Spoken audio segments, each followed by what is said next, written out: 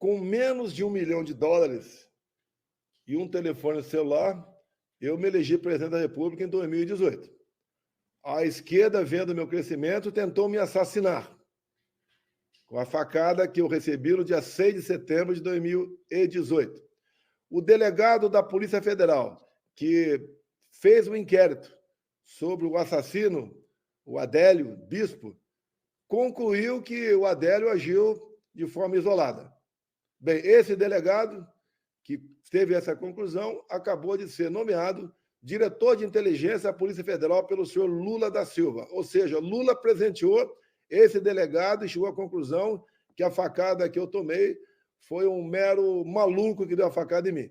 E você pode ver, nesse mesmo dia, quase no mesmo horário que ele deu a facada em mim, uma pessoa tentou entrar na Câmara dos Deputados com um documento falso do Adélio Bispo. E por que isso? Se o Adélio tivesse, como ele deu a facada, se ele tivesse desaparecido ali, não fosse preso, poderia alegar que ele estava em Brasília. Seria o álibi perfeito. Nem isso a Polícia Federal investigou. No dia seguinte da facada, 6 de setembro de 2018, 3 advogados foram para o Juiz de Fora, onde eu estava, então, hospitalizado com a facada, para defender o Adélio. Você pode ver, dia 7 de setembro, feriado nacional, 3 advogados, um com avião particular, vai para Juiz de Fora para defender a integridade do Adélio. Está na cara que não foi para isso. Foi para dar devido conforto ao Adélio, para ele ficar quieto, com toda a certeza, que nada aconteceria com ele.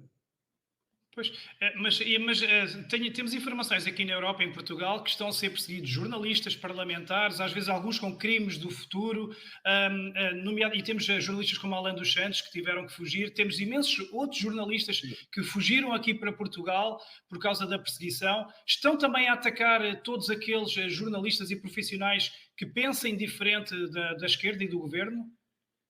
Olha, tem vários jornalistas que estão nos Estados Unidos, temos também no Paraguai, além de muitas pessoas do povo também. Porque a perseguição em cima de quem estava no dia 8 de janeiro do ano passado, lá na Esplanada dos Ministérios, continua.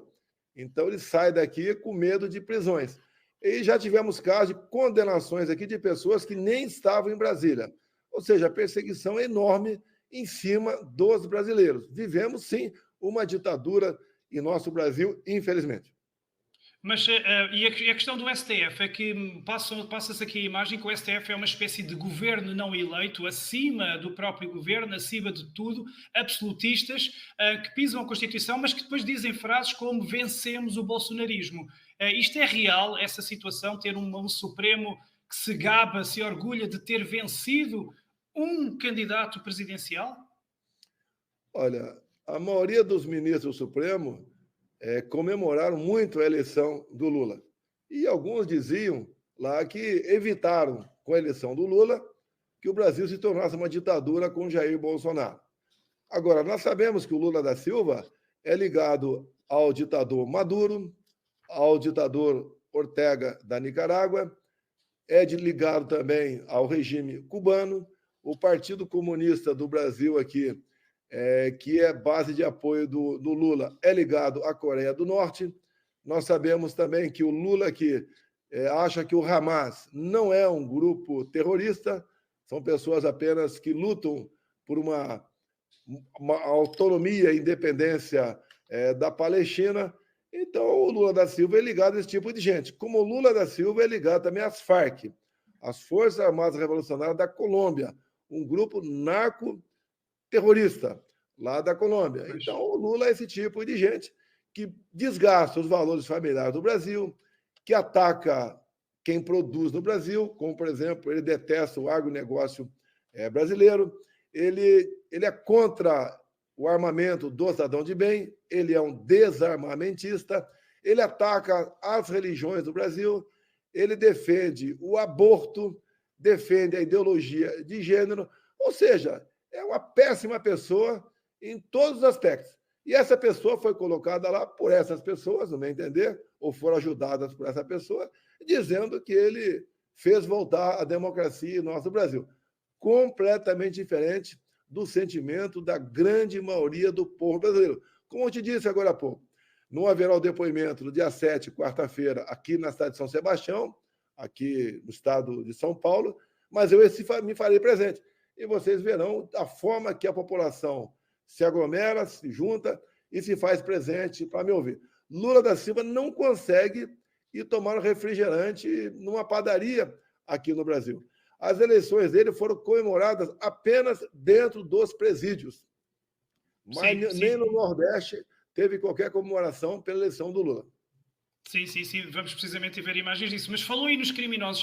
No seu mandato, o Brasil estava em progresso, apesar da pandemia, estava a ter números impressionantes, a criminalidade estava a baixar e agora temos um governo que decidiu desarmar a população, decidiu descriminalizar os pequenos delitos, decidiu não punir os delinquentes, que agora sentem impunidade e os crimes dispararam. Nós temos recebido imagens de pilhagens, de crimes arbitrários a pessoas que estão numa moto em andamento. Piorou assim tanto a situação no Brasil com estas medidas que o presidente, que diz que é só para tomar uma cervejinha e, portanto, não faz mal a roubar um celular. Como é que está a situação? Bem, piorou porque o Lula da Silva acabou de anunciar aqui no Brasil que pequenos furtos não serão passíveis mais de prisão. É como acontece em alguns estados democratas nos Estados Unidos. Ele, com toda certeza, a tendência é definir um valor, né, ou apenas por ser furto, vai estar liberado no Brasil. Ou seja, além da maconha que está para ser liberada por parte do Supremo Tribunal Federal. Ou seja, ele está a tornar tudo possível. O aborto, a despenalização das drogas, a incentivar a criminalidade e tudo mais, daí ter piorado então a situação no Brasil. Por fim, eu vou-lhe agora então só uma última questão, tem a ver com o futuro. Já percebi que Jair está motivado para continuar a dar a cara pela direita, pelo bem. O Brasil está-se a reerguer depois do que aconteceu no 8 de janeiro. Eu tive a oportunidade de entrevistar alguns prisioneiros do 8 de janeiro que dizem que o STF tem sangue nas mãos. Já morreram pessoas do 8 de janeiro presas de forma arbitrária, pessoas que estavam presas apenas por estar em frente aos quartéis e nem sequer tinham participado nos problemas. Mas estive também com o seu filho Eduardo Bolsonaro agora num seminário aqui em Portugal, que dizem que está na hora da direita se unir, fazer alianças com as direitas da Europa, com a direita de Portugal, daí também esta nossa entrevista, este nosso intercâmbio aqui. Vou-lhe pedir uma mensagem final para os eleitores da direita em Portugal, nomeadamente o Chega, que vai ter umas eleições muito importantes agora no dia 10 de março. A sua mensagem para os brasileiros também aqui em Portugal, que veem estas notícias terríveis que se passam no seu país amado. Então, uma mensagem dupla. Primeiro para os seus conterrâneos aqui em Portugal e depois também para os portugueses de direita, que vão ter eleições essenciais. Primeiro, antes de responder a tua pergunta, dizer que alguns jornais do Brasil estão criticando o presidente Maduro, que tornou inelegíveis os seus opositores. Mas não falam que aqui foi um trabalho da Justiça Eleitoral, que o Lula tem dominância, que me tornaram inelegível também. Então, eles estão defendendo que a Maria Corina, na Venezuela, dispute a eleição, volte a ser elegível, mas não toca o meu nome no tocante a isso. No mais, nós temos que reagir. Reagir como? Eu uso muito a Bíblia aqui, certos versículos, para nos fortalecer. E tem um versículo que diz, né? Por falta de conhecimento, o meu povo pereceu.